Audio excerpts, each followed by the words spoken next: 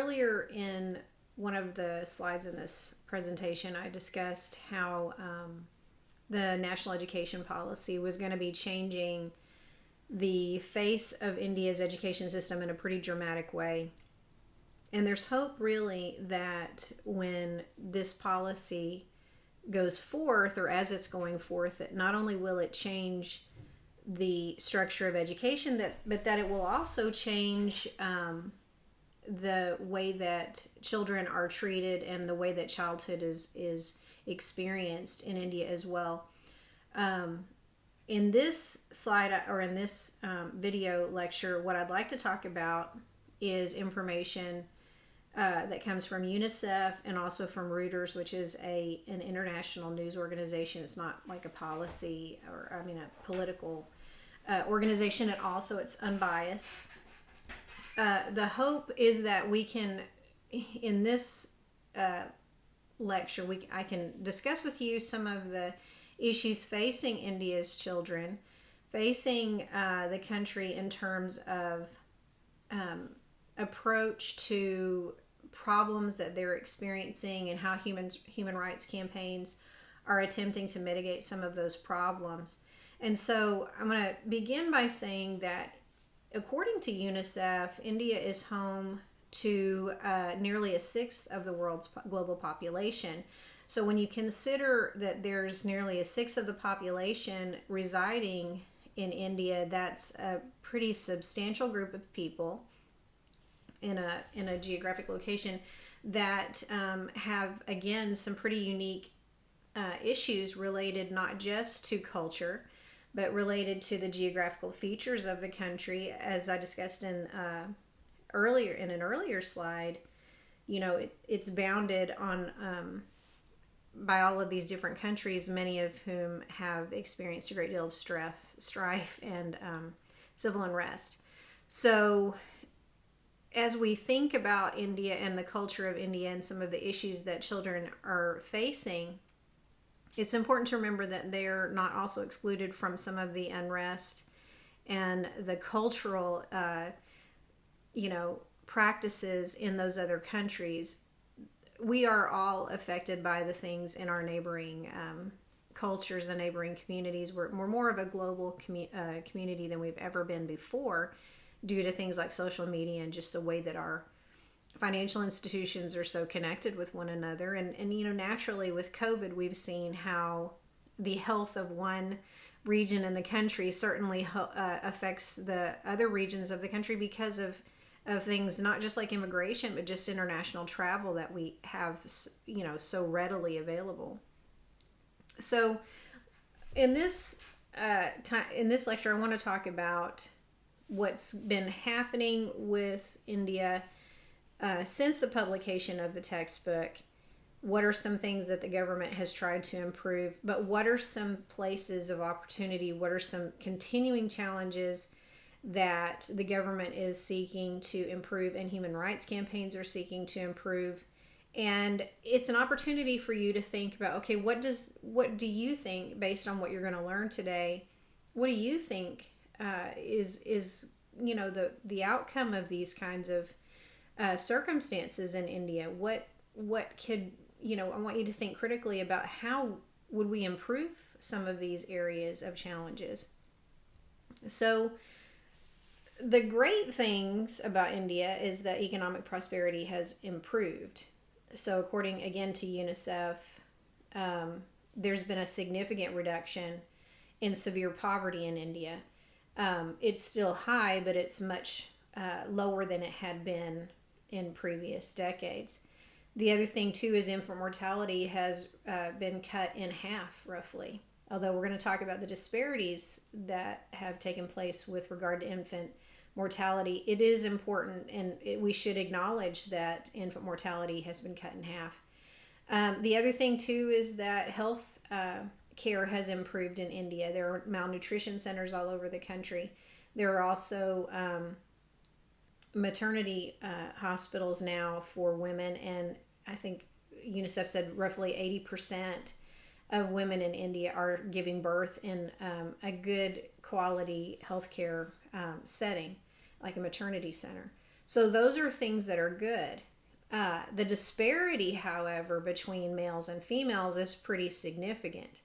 And the disparity between uh, individuals who are born into more rural communities and individuals who are born into urban communities is very significant. So, India still ranks as a place of real violence towards women. Roughly 60 to 90% of girls and women have experienced sexual harassment or even sexual violence. And some of the stories that we hear coming out of India are, can be sometimes very disturbing. So that is something to know. I talked a little bit about the preference that's given to females over males in India. And I talked about how marriage can be, that dowry system can be a source of that preferential treatment. I want to introduce you to the idea of sex selective abortion, and that's what we call the term that we use whenever someone chooses to abort a baby on the basis of their gender or their sex. So that is very prevalent in India. Part of it is also not just the dowry, which is cost prohibitive to people, even though it's been outlawed, but there are also religious practices that females can't participate in, and then legislation, remembering how family policy can affect families and communities. In India, there are still policies in which females cannot inherit property. So again, when we see these cultural traditions, these religious traditions, and then legislation that also supports preferential treatment for males, it's no wonder then that females are aborted selectively. And the scary thing too is, globally, about 7% of infants will die within that first month of birth. Younger than a year, there's that period of vulnerability when babies are born and they may die due to different factors that we learned about in the chapter on survival and health. The concerning thing is that in India, for baby girls, that percentage is like 11%. So for every 1,000 boys that are born, only 900 girls are born. So again, goes back to sex selective abortions and other practices that are being documented are that if a child is struggling with malnutrition or illness, what practitioners are experiencing in India is they're seeing more families bring in their infant sons than their infant daughters. So infants, if they're girls, are more likely to die due to lack of good care and malnutrition. Malnutrition is still a predominant issue in India, again, going back to poverty, and that's all tied into what we learned about with survival and health, that when a country experiences tremendous poverty, that does play out in practice. So we do see that more children are going to die if there's malnutrition.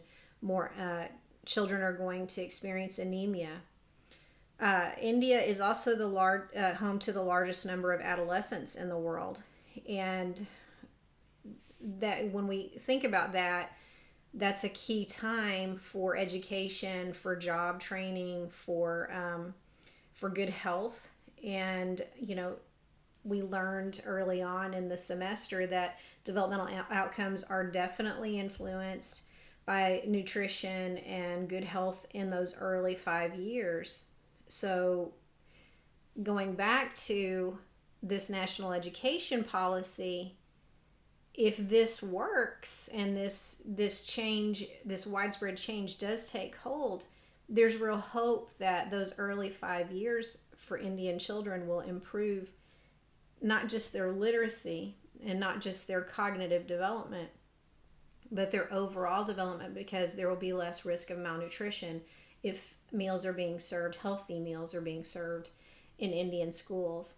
Preschool being offered. There's again real hope that can prolong life and improve outcomes overall and improve the quality of life for people who are Indian citizens all over the country. So again, another thing we're just going to be watching in the years to come is how does this national education policy improve the life and the hope of Indian people. Poverty it tends to be intergenerational. So improvement in economics and improvement in education and training can circumvent those generational poverty systems. So the hope again is that we can raise the profile of children, raise the profile of education, improve human rights overall, and see a real improvement in the outcomes of the people of India over time. Another thing that is a deep concern, it again goes back to poverty, and the book talks about child labor. But one of the developments that has taken place since the publication of the book is that children are not just pressed into service in brick kilns and in carpet weaving, sweatshops or factories, but children are often, especially in rural areas, more likely to be sold into slavery, or into service and military service. So India has a population of children who are being exploited due to sex trafficking. Families in rural or in more rural areas that don't have the means to take care of their children may sell their children to people who say they're going to take them and put them into service in a more urban area and make sure that their children get the education that they need. And this particularly, girls are vulnerable, again, because girls cost more to a rural family. So girls are, again, more vulnerable to this kind of trafficking. But it's often found that these people who come into these communities to purchase girls, to sort of take them off of these families' hands, it's found that they don't ever make it to urban places, into like a home and doing like, housekeeping and things like that. Where they often wind up is, in brothels or married off, or, for boys, they're found to be, again, child soldiers or working in these factories for long hours. Now, it isn't even just that children, when they're sold into these kinds of situations, don't get an opportunity to go to school. And again, poverty continues to generate again and again whenever we see children who are not given the opportunity to experience education. So their situations don't improve if they're not educated, if they can't read, if they can't write. That's just the least of the concerns. Children who are sold into trafficking obviously are, prone to exposure to HIV, which continues to be a problem in Southeast Asia and in Africa as well. So, there's tourist trade in a lot of places in Southeast Asia that are based on sex trafficking, which is extremely unfortunate. And in India, again, this is an issue that continues to be a problem. Another issue that is continuing to be a problem has to do with the risk of a girl becoming a child bride. And so India ranks 4th in the world for the risk of children being married off to, they can be as young as 9, they can be 13, married off to families. And again, a lot of that is not just tradition, but it's also this idea that we can't really afford this child, so let's marry her off and give her to another family, and she can be part of their family, and they'll feed her, and she can have babies for them and do all of that. Well, suffice it to say that small children should not be entering into a marriage relationship where they are going to experience sexual violence and, intolerable treatment. It is extremely dangerous for little girls to get pregnant. And unfortunately, those situations continue to exist. Now, India ranks behind Bangladesh as number one. Again, remember, Bangladesh is just on that eastern coast of India, so it's right there. Nepal is number two, and so that's just right north, right around the northern border of India where the Great Himalayas are. And the third place that leads in child brides is Afghanistan. So, again, pretty close to the western border of India. So you can see where the geography is also troublesome. India has these practices and this poverty, and poverty begets these issues that just continue to feed into these problems. So those are issues. The other thing that affects India and developmental outcomes and the way that people live and sort of the risks that they live with daily is the geographic risks, the climate risks. So India is plagued by drought. It is plagued by earthquake. There is a monsoon season. That looking again back at that map, if you'll remember, so much of India, that lower part of the continent is bounded by the Indian Sea and what is the other one? the Indian Sea, and I believe the Baltic Sea, I think. So testing my own geography there. At any rate, India experiences the risk of and the experiences of typhoons and monsoons, which again affects developmental outcomes. So if you can imagine what it would be like to live in a place where your village may be constantly at risk of being completely wiped out, it would create a sort of instability in the way that you live. So that plays out in how children's lives are lived and how families live their lives as well. So those are considerations, we've learned as well about how geographic locations can affect our outcomes. I think, the last thing that I would say is just that as we consider climate change and we look at the way that those things are, changing life for everyone, India is, of course, not immune to climate change issues. And so those are things that they will need to deal with. And I know that a few of you had created ecology campaigns projects that were based in India. And so that was wonderful to see how Southeast Asia and how India, how those places are seeking to improve those outcomes there from an ecological standpoint. With that, I'm going to end here, but just leave you with the thought that,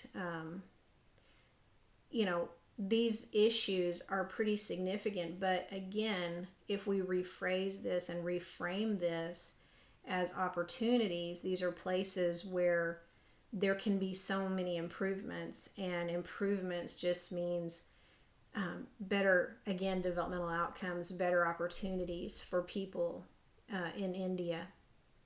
And so I hope that you'll look at this as, wow, let's hope that the national education policy and governmental campaigns to improve how people view women and women and girls. And you gotta have to think about that, if it's a country that the government has to actually create a campaign encouraging families to value girls, that there's a lot of work that needs to be done there.